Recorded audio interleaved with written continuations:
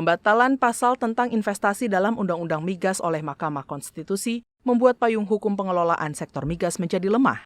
Perlu segera dilakukan langkah-langkah antisipatif agar tidak mengganggu sistem pengelolaan migas di Indonesia. Ketua Komisi 7 DPR RI Sugeng Suparwoto mendorong agar Undang-Undang Migas segera dilakukan perubahan terhadap dasar kebijakannya.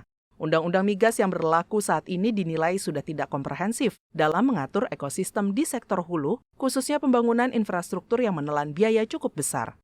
Hal tersebut perlu dilakukan agar skema investasi dapat dijalankan, sehingga dapat meringankan beban dalam pengelolaan di sektor migas. Memang di sisi lain kita beruntung, gas alam kita cukup melimpah ya. Jadi tetapi pemanfaatannya kan memerlukan pembangunan infrastruktur yang masif dan itu juga cukup mahal. Nah, sehingga inilah yang kita harapkan dengan undang-undang ini nanti akan memberi kepastian bagi investasi di sektor hulu.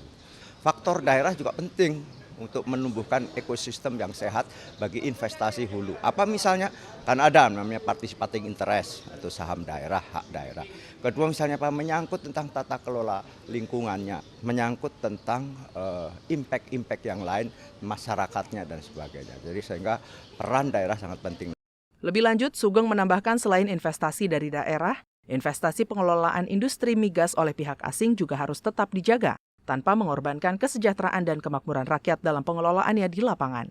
DPR RI terus mengupayakan untuk menyerap berbagai masukan ke berbagai daerah sebagai salah satu langkah menyempurnakan draft yang saat ini masih dalam proses penyusunan. Dari Denpasar, Bali, Sigit Rilo, TVR Parlemen, melaporkan.